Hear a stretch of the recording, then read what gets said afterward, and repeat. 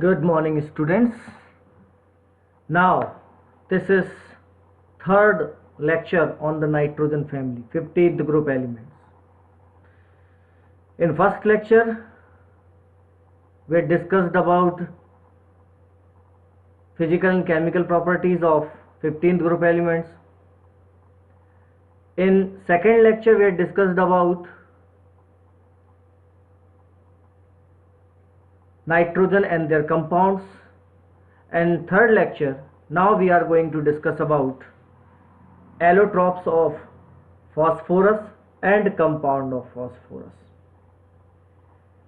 As we know, allotropes, what are allotropes? The question is this.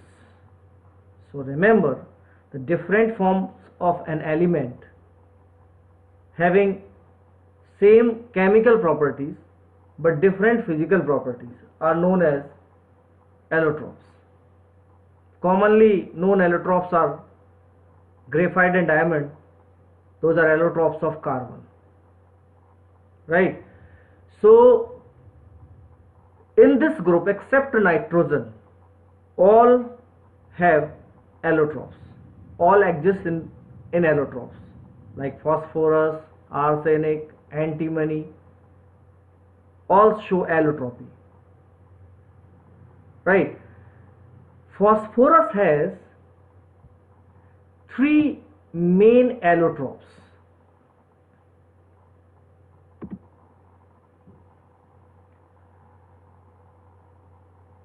White phosphorus, red phosphorus, black phosphorus. वैसे orange phosphorus और purple phosphorus भी known हैं, लेकिन ये तीन जो हैं वो सबसे इंपॉर्टेंट फॉस्फोरस के एलोट्रोप्स हैं. White phosphorus, red phosphorus, black phosphorus. And remember, reactivity का ऑर्डर भी यही है. सबसे ज्यादा व्हाइट फॉस्फोरस रिएक्टिव होता है, उसके बाद रेड फॉस्फोरस रिएक्टिव होता है, और सबसे कम रिएक्टिव ब्लैक फॉस्फोरस होता है. स्टेबिलिटी का ऑर्डर इसका उल्टा हो जाएगा. ब्लैक फॉस्फोरस सबसे कम रिएक्टिव होता है, इसलिए सबसे ज्यादा स्टेबल हो गया. रेड फॉस्फोरस उसके बाद, व्हाइट फॉस्फोरस सबसे कम स्टेबल होता है. White phosphorus, it is a translucent white vaccine substance. Translucent white vaccine solid it is. Red phosphorus possesses iron gray luster. It possesses luster. And that black phosphorus exists in two different forms. One is called alpha black phosphorus, and another one is called beta black phosphorus. Right? Alpha black phosphorus having monoclinic crystalline or rhombohedral crystalline shape. Alpha black phosphorus. But beta black phosphorus exists as amorphous form, right? So crystalline form or amorphous form, opaque monoclinic और rhombohedral crystal form में exist करता है alpha black phosphorus, जबकि amorphous solids के form में exist करता है beta black phosphorus.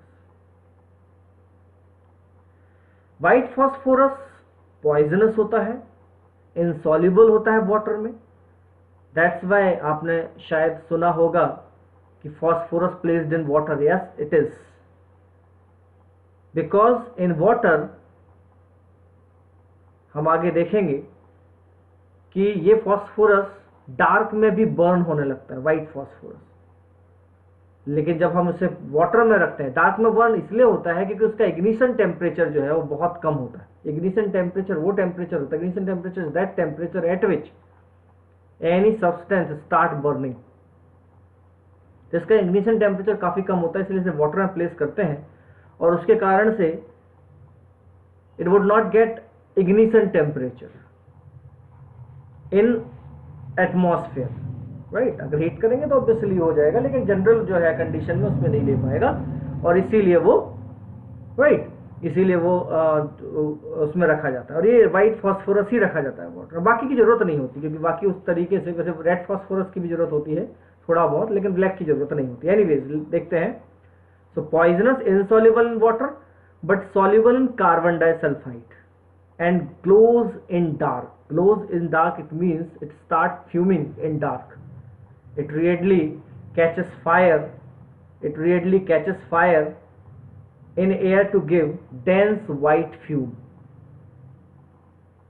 It is mentioned, this equation must be there only, but it is given here. P4 plus 5O2 will give P4O10. Dense white fumes of P4O10 is there. Right. Now, red phosphorus, it is odorless, non-poisonous and insoluble in water as well as in carbon disulfide and does not glow in dark. Remember it. So it is odorless, obviously non-poisonous, no issue, and the white phosphorus is poisonous, right? And it is soluble in water, insoluble in water as well as carbon disulfide. Carbon disulphide में भी ये insoluble ही होता है. It catch fire in sunlight or heating and gives fumes. The same reaction P4 plus 5O2 will give P4O10. Red phosphorus also may show, but in sunlight or heating. It never shows such reaction in dark. It is obtained by heating white phosphorus at 573 Kelvin in an inert atmosphere for several days. White phosphorus जो कि basic form है, उसे अगर हम बहुत दिनों तक 573 kelvin पर इनर्ट एटमॉस्फेयर में हीट करते हैं तो उससे हमें रेड फॉस्फोरस मिल सकता है या मिलता है. Right. Okay, it dissolve about white phosphorus we are going to discuss. Remember, black phosphorus is also soluble in both the forms, in carbon disulfide and red phosphorus, and it is also non-poisonous or odorless. Black phosphorus, very stable form it is actually. It dissolve in boiling NaOH, white phosphorus, in an inert atmosphere and giving pH 3. This reaction is giving here. In NaOH is disproportionate.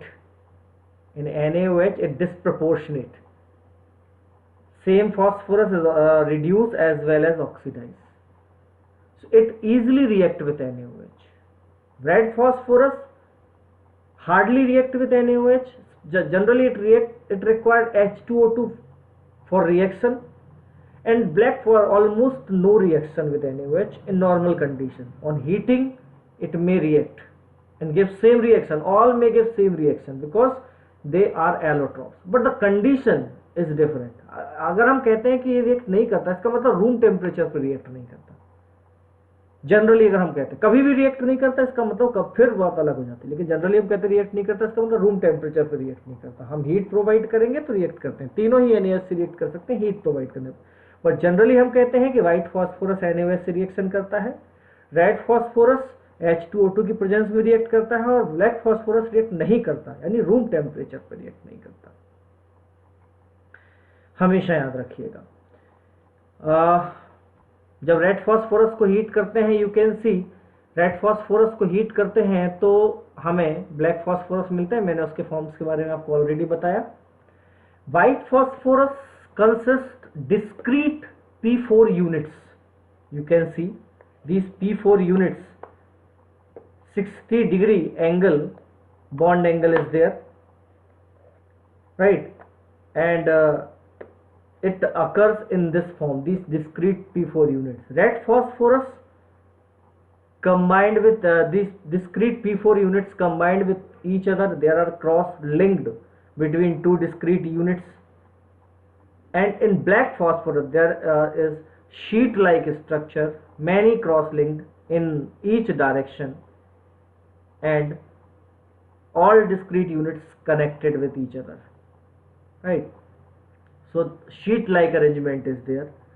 In monoclinic form, it occurs in monoclinic form and amorphous form. All phosphorus units are bonded with different phosphorus units. So it occurs in this way. So these are structure. This is allotropic form of phosphorus. Right. So remember it. It is very, very important. Now, phosphine. What is phosphine, bhai? So it is a compound of phosphorus It is prepared by the reaction of calcium phosphide with water or dilute HCl. I already mentioned when we were discussing about chemical and physical properties of this group members, and we had discussed about reaction with metal.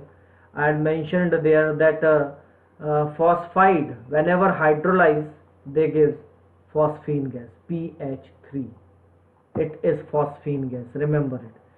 Same reaction also occur when phosphide react with HCl gas. If in place of phosphide it is nitrite Ca3N2, in that case NH3 gas will produce. In the laboratory, as we discussed earlier, whenever white phosphorus react with NaOH, it convert into PH3 plus 2 NaH2PO2. In the laboratory, we can prepare phosphine by this process also. Now, it is colorless gas with rotten fish smell and highly poisonous. Remember it. It is highly poisonous gas. It explode in contact with traces of oxidizing agent like HNO3, Cl2 and Br2. With PH3, with HNO3 it gives H3PO4, with Cl2 it gives PCl3 and HCl. So it very strongly reacts with oxidizing agent. It is slightly soluble in water. Less soluble as compared to ammonia, because ammonia soluble in water because of hydrogen bonding, right? The solution of PH3 in water decomposes in presence of light, giving red phosphorus and hydrogen.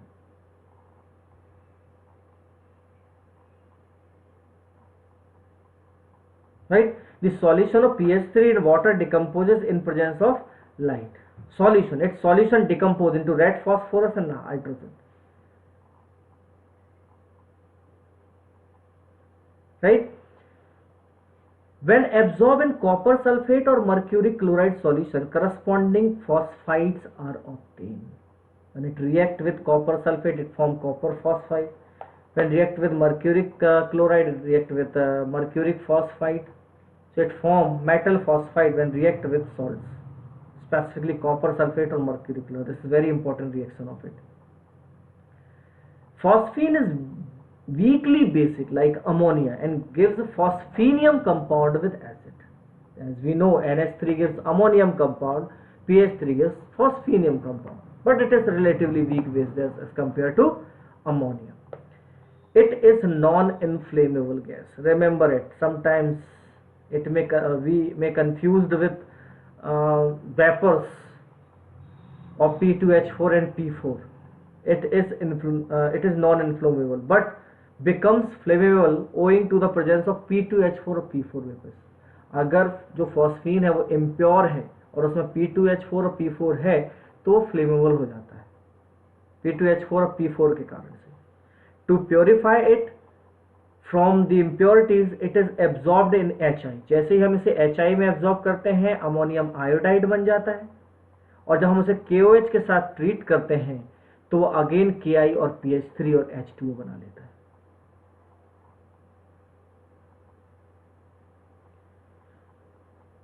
Very important of it, its one use is spontaneous combustion of phosphine and technically used in home signal. Containers containing calcium carbide and calcium phosphide are pierced and thrown in the sea when gases evolve, burn and serve as a signal. Home signal का working ये होता है. Phosphide या carbide जो होते हैं, जब आप यू कैन सी फॉस्फाइड की अगर हम बात करें वाटर में डालेंगे तो PH3 बनता है, और P2H4 और P4 क्योंकि वो इम्प्योर फॉर्म होगा ऑब्वियसली, तो P2H4 और P4 के कारण से वो वेपर्स भी प्रोड्यूस करने लगता है और इन्फ्लेमेबल हो जाता है, और इसके कारण से जो है वेपर्स जो हमें मिलते हैं वो होम सिग्नल की तरह काम करते हैं. इसी तरह से स्मोक स्क्रीन में भी फॉस्फीन का यूज किया जाता है. Now, phosphorus trichloride PCl3. It is obtained by passing dry chlorine over obviously direct reaction of P4 plus Cl2 we get PCl3, and one more important reaction is there P4 plus SOCl2. It also gives PCl3 plus SO2 plus S2Cl2. So by direct reaction or with reaction of SOCl2 we can get PCl3. It is again colorless, oily liquid and hydrolyzed in presence of moisture. Remember, in water it form PCl3 will form on hydrolysis. PCl3 will form same oxy acid which has same oxidation of phosphorus as in PCl3. We know the oxidation state of phosphorus in PCl3 is +3. So in H3PO3 oxidation state of phosphorus again +3. Most of the time in the hydrolysis process, oxidation state of the central atom remain constant. In class 11th, in class 12th, we will discuss this reaction also when we discuss about alcohols, carboxylic acids. In those chapters, we will discuss about that reaction of PCl3 with carboxylic acid and alcohols. तो बहुत ही simple होता है, CH3CO OH हट जाता है और Cl जुड़ जाता है, तो CH3COCl या C2H5Cl बनेगा और H3PO3 हाइड्रोलाइसिस जैसी प्रोसेस ही होती है और H3PO3 जो है वो मेन प्रोडक्ट के फॉर्म में हमें देखने को मिलता है। जहाँ तक स्ट्रक्चर की बात है, sp3 हाइब्रिडाइजेशन हमें देखने को मिलता है। और sp3 हाइब्रिडाइजेशन क्यों देखने को मिलता है? क्योंकि 3 बॉन्ड पेयर और 1 लोन पेयर है, टोटल 4 हाइब्रिड ऑर्बिटल हैं, और अगर 4 हाइब्रिड ऑर्बिटल होते हैं तो sp3 हाइब्रिडाइजेशन होता है और शेप पिरामिड होता है, पिरामिडल जैसा शेप होता है। बर्थडे कैप जो हम लगाते हैं लगभग उसके जैसा, अगर हम उसमें कोई 3 बाकी पोर्शन काट के 3 डंडे केवल 3 पार्ट निकाल दें तो वो कुछ वैसा शेप हमें देखने को मिलता है PCl3 का। Phosphorus pentachloride relatively more useful reagent it is. Phosphorus pentachloride prepared by reaction of white phosphorus with P4 plus 10 Cl2 will give 4 PCl5 and P4 plus 10 SO2 Cl2 give 4 PCl5 plus 10 SO2. Two reaction is there. One is direct reaction with chlorine give PCl5. Both difference in both the reaction is here the pressure of Cl2 is slightly less, here the pressure of Cl2 is very high, and the reaction P4 plus 10 SO2 Cl2 with SO2 Cl2, here SOCl2, SO2 will produce here. It is yellowish white powder. Yellowish white powder it is. Moist, in moist air it hydrolyzes in PuCl3 and finally it converts into H3PO3. So this process is hydrolysis process it is actually. So when it reacts with H2 it forms PuCl3, again the oxidation state of phosphorus is +5 and it is intermediate compound. Finally it is converted into H3PO4. So in moist air it is converted into PuCl3, but if there is slightly more water vapors it converts into H3PO4. PCl3 will convert into H3PO3. So oxidation state is important to know which product will form on hydrolysis. It's sublime but decompose on strong heating. अगर हम heat करते हैं तो ये क्या हो जाएगा? Sublime हो जाएगा। सब्लाइम होने का मतलब होता है डायरेक्टली कन्वर्ट हो जाता है वेपर स्टेट में, बट अगर हम ज़्यादा हीट करते हैं तो will convert into Cl2 and PCl3. It is a proof that shows, it is a proof of the concept that shows in PCl5 there is 2 type of bond. One is axial bond and other one is equatorial bond. There is 3 equatorial bond which are in a plane and 2 is axial bond. 2 are axial bond, right? So axial bond, the length of the concept is length of axial bond is higher more than length of equatorial bond. तो obviously जिसकी length ज़्यादा होती है, bond length ज़्यादा होती है, उसकी bond dissociation enthalpy कम होती है और वो आसानी से टूट जाता है. और इसीलिए जब आप हीट करते हैं तो Cl2 बाहर निकलता है क्योंकि जो एक्सियल बॉन्ड्स हैं वो आसानी से टूट जाते हैं. ऐसा कुछ कॉन्सेप्ट में माना जाता है, मैंने शायद आपने वो कॉन्सेप्ट अभी नहीं पढ़े होंगे, लेकिन ऐसा माना जाता है और ये सही भी है कि जो एक्सियल कैरेक्टर्स होते हैं हम आगे की कंडीशन में जब हम इसका स्ट्रक्चर पे थोड़ी सी और बात करेंगे, आपने पढ़ा होगा इसमें sp3 डिहाइब्रिडाइजेशन होता है, 5 बॉन्ड पेयर है। sp3 डिहाइब्रिडाइजेशन में जो इक्वेटोरियल बॉन्ड्स होते हैं उनमें इक्वेटोरियल कैरेक्टर होता है और वो sp2 कैरेक्टर रखते हैं, और जो एक्सियल बॉन्ड होते हैं उसमें एक्सियल कैरेक्टर होता है और वो pd कैरेक्टर ज्यादा रखते हैं, यानी ज्यादा p कैरेक्टर उसमें देखने को मिलते हैं इस तरीके से। और इस कारण से ही जो दो बॉन्ड है वो आसानी से टूटते हैं और हीटिंग पर ये अलग अलग हो जाते हैं। ये इस बात का प्रूफ भी है।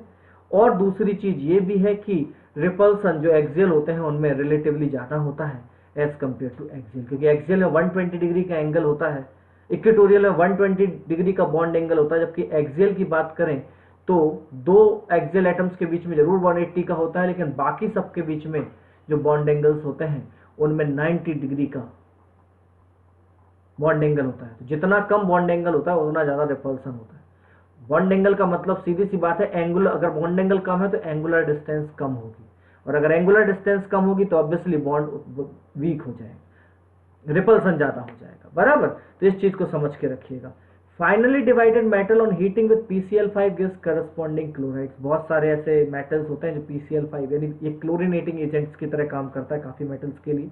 सिल्वर देख सकते हैं, टिन देख सकते हैं, ठीक है, ऑलमोस्ट मैक्सिमम मेटल्स के लिए ऐसा काम कर सकता है, और क्लोरीन देके PCl3 में कन्वर्ट हो सकता है।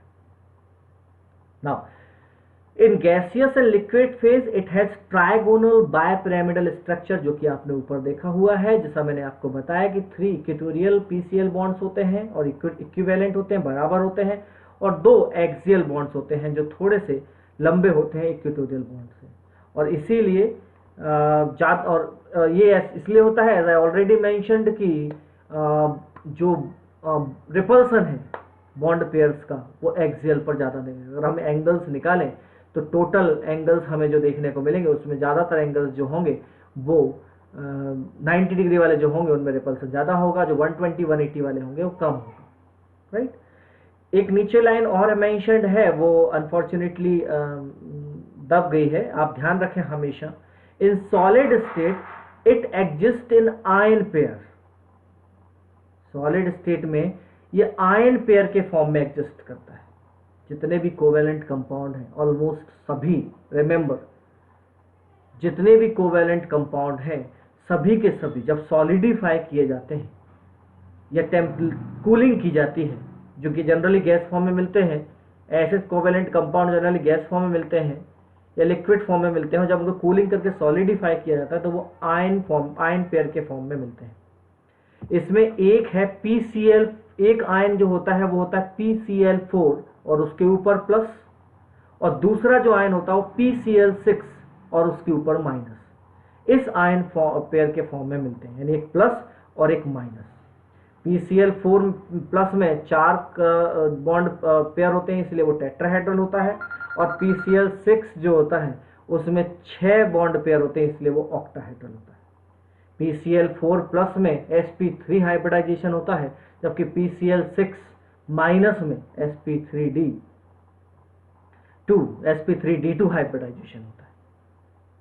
तो इस चीज को ध्यान रखिएगा। In solid state it exist in ion pair, और मैं बहुत सारे कोवेलेंट कंपाउंड इस तरह के आयन पेयर बना के रहते हैं, हमेशा ध्यान रखिएगा। ये क्वेश्चन कई जगह पर अच्छे लेवल्स पे अच्छे एग्जाम्स में आया है, राइट। तो इस चीज को जरूर ध्यान रखिएगा। Now so this is phosphorus pentachloride. Oxo acids of phosphorus by various process form oxo acids, like जैसे एक रिएक्शन हमने ऑलरेडी देखा हुआ है, एक रिएक्शन हम देख चुके हैं कि जब व्हाइट फॉस्फोरस रिएक्ट करता है सोडियम हाइड्रोक्साइड के साथ तो PH3 और NaH2PO2 बनता है। NaH2PO2 जो है एक फॉस्फोरस का एसिड है, उसी का सॉल्ट है H3PO2। This is called hypophosphorous acid. Orthophosphorous acid is H3PO3। Orthophosphorus acid is H3PO3.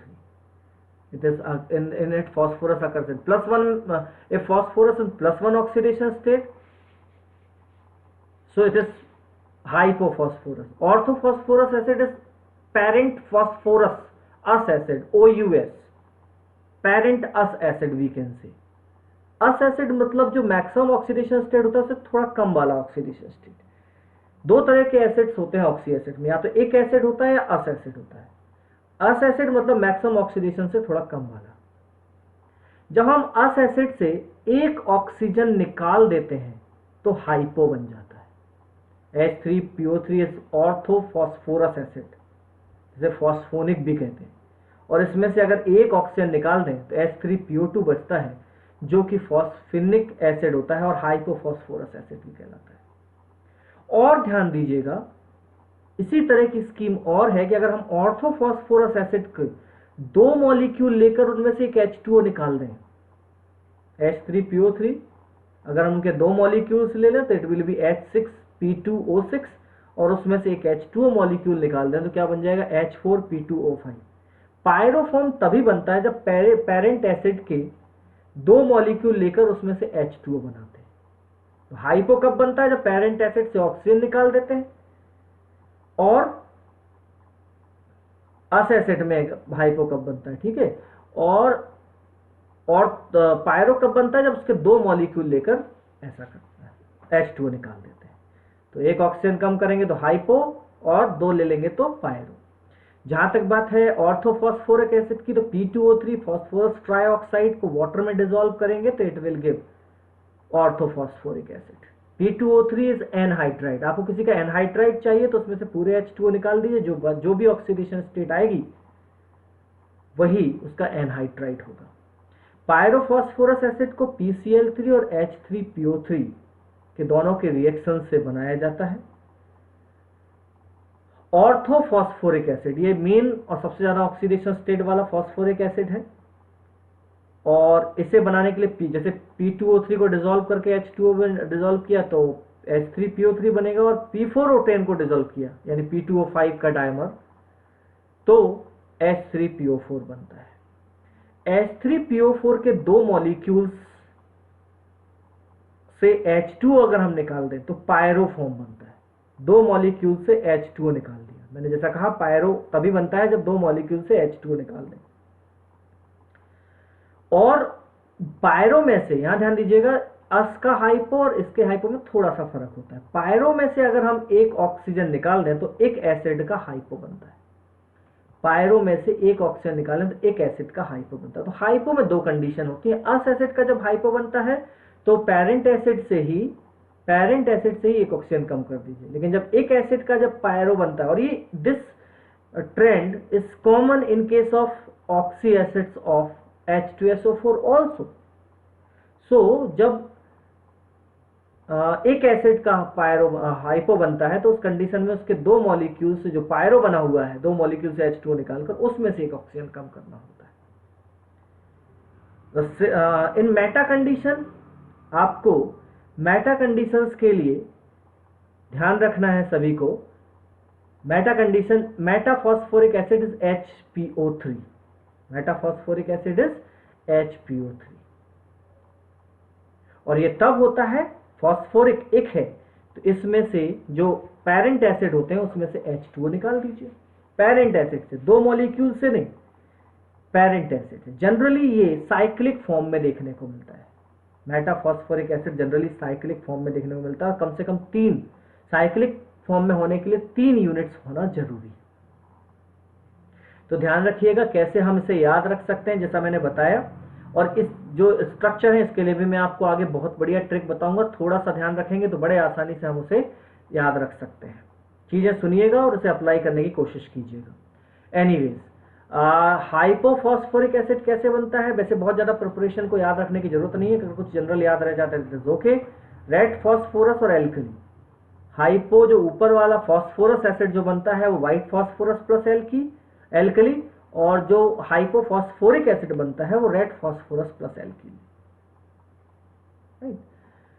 Orthophosphoric acid मैं ऑलरेडी मेंशन कर चुका हूं। पायरोफॉस्फोरिक एसिड कुछ इश्यू नहीं है, दो मॉलिक्यूल्स जो है, जो फॉस्फोरिक एसिड है उसे अगर आप हीट करते हैं तो अपने आप पायरो बन जाता है, क्योंकि दो मॉलिक्यूल इकट्ठे होते हैं और H2O उसमें से बाहर निकल जाता है, ठीक है। और मेटाफॉस्फोरिक एसिड की अगर अपन बात करें तो ये थोड़ा सा फॉस्फोरिक एसिड और फॉस्फोरस एसिड और Br2 के रिएक्शन से बनता है सील्ड ट्यूब में। तो जो याद रख सकें वो ठीक है, बट बहुत ज़्यादा इंपॉर्टेंट नहीं है, बट क्योंकि आपके बुक में था मैंने मेंशन किया।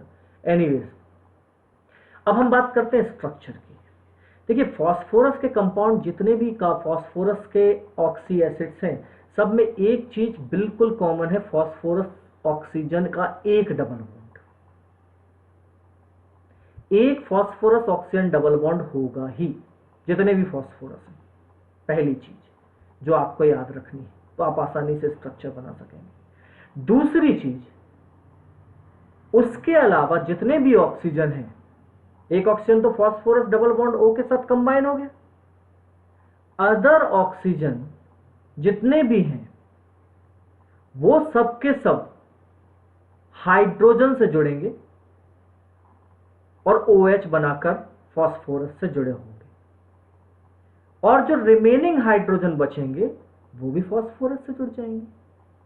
समझ में आई बात? जैसे H3PO2, H3PO2 में P डबल बॉन्ड O एक तो फिक्स हो गया, बाकी जो बचा, एक ऑक्सीजन और बचा तो उसने OH बना लिया, लेकिन अभी भी दो हाइड्रोजन बचे रहेंगे, तो वो दो हाइड्रोजन भी फास्फोरस से डायरेक्ट जुड़ जाएंगे। इन case of H3PO3 you can C same P double bond O and remaining two oxygen form bond with hydrogen and also bonded with OH bonded with phosphorus, and it is hydrogen again,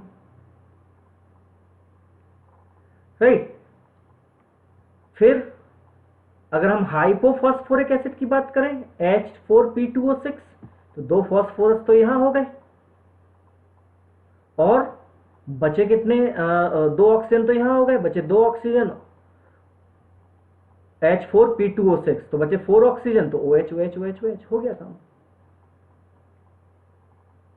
इस चीज को एक और तरीके से याद रख सकते हैं कि जहां भी ऑक्सीजन का नंबर इवन है, जिन भी फास्फोरस के एसिड्स में ऑक्सीजन का नंबर इवन है, उस कंडीशन में फास्फोरस ऑक्सीजन फास्फोरस बॉन्ड नहीं होगा, हमेशा याद रखिएगा। और अगर होता है, अगर ऐसी कोई कंडीशन आएगी आगे के समय में, फास्फोरस के केसेस में वो कंपाउंड नहीं होता, अगर होता है तो उसमें एक पेरोक्साइड रिंग हो सकती है। पेरोक्साइड रिंग मतलब दो ऑक्सीजन, या तो नहीं होगा, या फिर अगर ऐसी सिचुएशन बन रही है कि भाई हमें जरूरत है दो ऑक्सीजन एडजस्ट करने की, तो पेरोक्साइड बॉन्ड बनेगा। एनीवेज, ऑर्थोफॉस्फोरिक एसिड को आप देख सकते हैं H3PO4, अगेन वही चीज, P डबल बॉन्ड एक बॉन्ड और बाकी तीन ऑक्सीजन तीन हाइड्रोजन बन गया ऑर्थोफॉस्फोरिक एसिड। डाइफॉस्फोरिक एसिड जिसे हम पायरोफॉस्फोरिक एसिड कहते हैं H4P2O7, you can see odd number of oxygen is there, so उस कंडीशन में POP बॉन्ड होगा और बाकी P डबल बॉन्ड O और 4 ऑक्सीजन और 4 हाइड्रोजन बचते हैं, तो वो OH OH के फॉर्म में स्टैब्लिश हो जाएंगे। मेटाफॉस्फोरिक एसिड जनरली यहां लिखा जरूर इस तरीके से हम इसे लिख सकते हैं, बट जनरली साइक्लिक स्ट्रक्चर्स में मेटाफॉस्फोरिक एसिड देखने को मिलता है, साइक्लिक स्ट्रक्चर होता है उसका, ठीक है। I will show you that structure. Peroxy monophosphoric acid यहां मेंशन नहीं है, लेकिन परॉक्सी एक एसिड में कुछ भी नहीं होता। अगर आपको एक एसिड बनाना है तो यहाँ एक ऑक्सीजन एक्स्ट्रा ऐड कर दीजिए, और अस एसिड में परॉक्सी बनाना है तो एक ऑक्सीजन यहाँ ऐड कर दीजिए, तो परॉक्सी कंपाउंड भी बन जाएंगे। तो यहां पर उसी तरह से H3PO5 हो गया, P डबल बॉन्ड O, एक ही फॉस्फोरस है तो कोई ऑड इवन का मतलब ही नहीं है, OH OH, और ये देखिए पेरोक्साइड रिंग। पायरोफॉस्फोरस एसिड की बात करें, फॉस्फोरस एसिड, तो पायरोफॉस्फोरस एसिड में अगेन ये ऑड नंबर में है, तो एक ऑक्सीजन यहां भी आ जाएगा, P double bond O P double bond O और OH OH यहां हो जाएंगे, और यहां पर कितने फॉस्फोरस बचते हैं, डबल बॉन्ड 3 ऑक्सीजन हो जाते हैं, तो फिर यहां पर कितना हो जाएगा, 3 ऑक्सीजन और 2 मतलब OH OH, यहां पर ये H होगा, ये गलत है, यहां पर क्या होना चाहिए, एक हाइड्रोजन होना चाहिए, तो पूरे हमारे पास बराबर हो जाएंगे। जो मैंने कहा, पहला रूल कि एक फॉस्फोरस डबल बॉन्ड O रखना है, सेकेंड रूल जितने भी रिमेनिंग ऑक्सीजन है वो हाइड्रोजन जोड़कर OH बनाएंगे, थर्ड रूल अगर जो है वो ऑड नंबर में ऑक्सीजन है तो पीओपी बॉन्ड होगा, इवन नंबर में तो पीओपी बॉन्ड नहीं होगा। बात समझ में आ रही? फोर्थ रूल, अगर परऑक्सी जुड़ा हुआ है तो एक ऑक्सीजन एक्स्ट्रा होना होगा, अगर एक है तो वहां पर और अस हो गए तो वहां पर, और OH की तरह यहां पर जुड़ जाएगा। Now next is fifth rule. Fifth rule क्या है भाई? फिफ्थ रूल ये है कि जितने भी OH होते हैं उतनी ही बेसिसिटी कंसीडर की जाती है। बेसिसिटी मतलब number of hydrogen liberated by that acid in solution. तो जो भी हाइड्रोजन ऑक्सीजन से जुड़े होते हैं, hydrogen which are bonded with oxygen, they only liberate in solution. So this is, one is there, so monobasic, two is there, so it is dibasic, not monobasic. ध्यान रखिएगा, it is dibasic, right? Now 4 is there, tetrabasic, 3 is there, tribasic, again 4 is there, tetrabasic, again 1 is there, monobasic, again 2 is there, 3 is there, tribasic, and 2 is there, so dibasic. So again I'm repeating the rules. One is phosphorus bonded with oxygen, double by double bond. Second rule, remaining oxygen bonded with OH and bonded with central atom, and the remaining hydrogen bonded with phosphorus central atom. Third rule, if number of oxygen is odd, in that case POP bond is there. If even, in that case no POP bond is there, right? Okay. Fourth rule, if there is any acid, a peroxy prefix is given, in that case one more oxygen is there. Peroxy phosphoric acid, it means H3PO5. Peroxy phosphorus acid, it means H3PO4. H3PO4, right? तो ये चीज हमें हमेशा ध्यान रखनी है, और उसका बॉन्डिंग इस तरीके से हमें देखने को मिलेगा। एक और खास बात, तो इस तरह से हम बड़े आसानी से, अगर हमें स्ट्रक्चर पता है तो हम ये बता सकते हैं कि उसमें कितने POH बॉन्ड होंगे, कितने PH बॉन्ड होंगे, कितने P डबल बॉन्ड होंगे। तो आप देख रहे हैं सब में P डबल बॉन्ड वो एक ही होगा, है ना? तो आप इससे बाकी सारे स्ट्रक्चर को मैच कर सकते हैं। इसको थोड़ा याद रखिएगा, यहाँ पर हाइड्रोजन है और यहाँ पर डाइबेसिक है। एक खास बात और जो मैं आपसे शेयर करना चाहता हूं वो ये कि sometimes some phosphorus acid also act as reducing agent, and only those phosphorus acid may act as reducing agent in which hydrogen directly bonded with phosphorus, जहां पर हाइड्रोजन फॉस्फोरस से डायरेक्टली जुड़ा होता है। अगर मैं आपसे पूछूं कि इनमें से कौन से एसिड्स आपको दिख रहे हैं जो रिड्यूसिंग एजेंट की तरह काम करेंगे, तो आपको केवल 3 ही ऐसे एसिड दिखाई देंगे। एक तो हाइपोफॉस्फोरस एसिड, और एक फॉस्फोरस एसिड, और एक पायरोफॉस्फोरस एसिड। और ये 3 ही ऐसे एसिड हैं जिनमें नंबर ऑफ ऑक्सीजन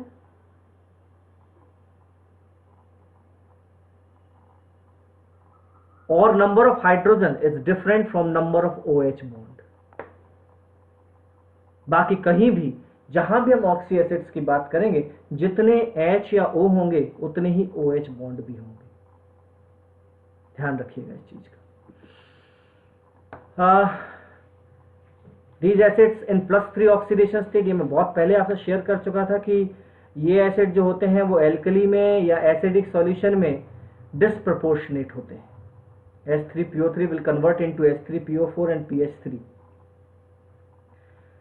बाकी रिड्यूसिंग एजेंट मैं आपको बता चुका हूं, जिनमें PH बॉन्ड होते हैं वो रिड्यूसिंग एजेंट की तरह काम करते हैं। आप देख सकते हैं AgNO3 को उन्होंने रिड्यूस कर दिया, राइट। मैं बेसिसिटी के बारे में आपको बता ही चुका हूं कि जिनमें POH बॉन्ड होंगे, जितने POH बॉन्ड होंगे उतनी ही बेसिसिटी होगी। तो इस चीज को हमेशा याद रखना है, राइट। और उनके बॉन्ड्स को हम आसानी से याद कर सकते हैं, राइट। तो मैं यहां पर आपसे एक जो है वो स्ट्रक्चर में जरूर शेयर करना चाहता हूं। मुझे 1 मिनट मैं अब वापस आता हूं और एक स्ट्रक्चर में, you can see here, this is metaphosphoric acid, ये जो एग्जाम्पल है ये आप देख सकते हैं, ये मेटाफॉस्फोरिक एसिड का एग्जाम्पल है। तो 3 HPO3 होल N, ऐसे 4 भी हो सकते हैं, अगर कहीं एग्जाम्पल होगा तो मैं आपको शेयर करता हूं कि अगर ये 4 यूनिट्स है तो 4 यूनिट्स भी ज्वाइन हो सकते हैं। तो जनरली मेटाफॉस्फोरिक एसिड जो है वो रिंग फॉर्म में आपको देखने को मिलता है, ओपन फॉर्म में नहीं। आपने अभी जो देखा उसमें ओपन फॉर्म में हमने बात की थी, इसीलिए मैं आपसे चाहता था कि ये चीज़ मैं आपसे शेयर करूं और आपको ये बताऊं कि ये ओपन फॉर्म में देखने को नहीं मिलता है। ठीक है, तो ये बिल्कुल याद रखिएगा। एक और चीज़ मैं यहाँ आपसे शेयर करना चाहता हूँ, अगर हम यहाँ आ ही गए हैं तो वो भी जरूर देख लें, वो ये P2O5, P4O10 और P4O6 का स्ट्रक्चर, इसके बारे में बात ज़्यादातर होती है, तो ध्यान रखिएगा। अगर आप याद रख सकते हैं P4O10, अगर इसका स्ट्रक्चर हम देखें तो P4O10 का स्ट्रक्चर थोड़ा देखिएगा कि P4O10 का स्ट्रक्चर कैसा होता है। ये होता है P4O10 का स्ट्रक्चर, आप इसे ध्यान रख सकते हैं। और इसी तरीके से इससे रिलेटेड एक दो क्वेश्चन एक्चुअली कॉम्पिटिशन्स में आए हुए हैं, कितने इसमें P4O10 में कितने POP बॉन्ड होते हैं, ये क्वेश्चन कॉम्पिटिशन में आया हुआ क्वेश्चन, इसलिए मैं आपसे शेयर कर रहा हूँ इसे। इसी तरह से P4O6 का स्ट्रक्चर भी मैं लास्ट एक आपसे शेयर करना चाहता हूँ। P4O6, it is not included in your syllabus but it is important, right? P4O6, this is P4O10 and P4O6, तो ध्यान रखें ये important है, और हमेशा जितना आप इसे पढ़ सकते हैं उतना आपके लिए अच्छा होगा। So this is all about nitrogen family, phosphorus, right? All about nitrogen family.